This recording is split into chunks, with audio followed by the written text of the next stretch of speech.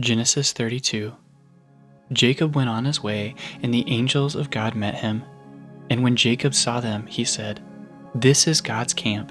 So he called the name of that place Mahanaim. And Jacob sent messengers before him to Esau his brother in the land of Seir, the country of Edom, instructing them, "Thus you shall say to my lord Esau, Thus says your servant Jacob, I have sojourned with Laban and stayed until now. I have oxen, donkeys, flocks, male servants and female servants. I have sent to tell my lord in order that I may find favor in your sight." And the messengers returned to Jacob, saying, "We came to your brother Esau, and he is coming to meet you, and there are 400 men with him." Then Jacob was greatly afraid and distressed. He divided the people who were with him and the flocks and herds and camels into 2 camps, thinking, "If Esau comes to the one camp and attacks it, then the camp that is left will escape."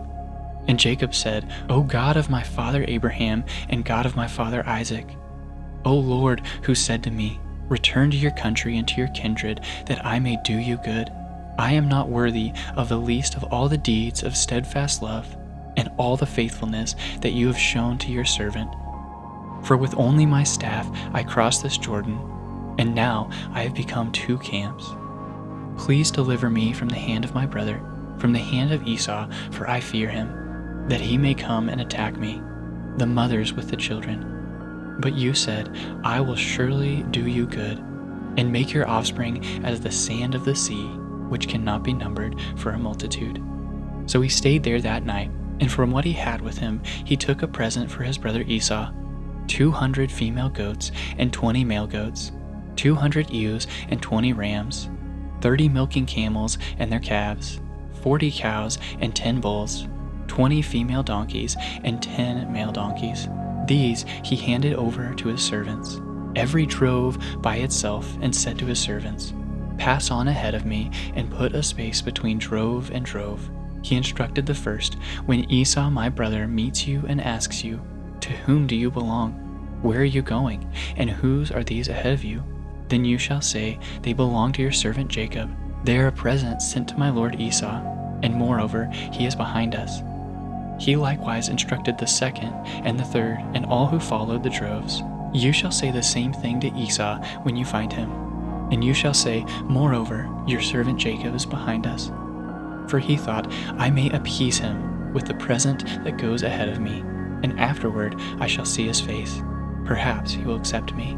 So the present passed on ahead of him, and he himself stayed that night in the camp. The same night he arose and took his 2 wives, his 2 female servants, and his 11 children, and crossed the ford of the Jabbok. He took them and sent them across the stream, and everything else that he had, and Jacob was left alone. And a man wrestled with him until the breaking of the day. When the man saw that he did not prevail against Jacob, he touched his hip socket, and Jacob's hip was put out of joint as he wrestled with him. And he said, "Let me go, for the day is broken." But Jacob said, "I will not let you go unless you bless me." And he said to him, "What is your name?" And he said, "Jacob." Then he said, "Your name shall no longer be called Jacob, but Israel, for you have striven with God and with men, and have prevailed." Then Jacob asked him, "Please tell me your name." But he said, "Why is it that you ask my name?" And there he blessed him. So Jacob called the name of the place Peniel, saying, "For I have seen God face to face, and yet my life has been delivered." The sun rose upon him as he passed Penuel, limping because of his hip. Therefore to this day the people of Israel do not eat the sinew of the thigh that is on the hip socket, because he touched the socket of Jacob's hip on the sinew of the thigh.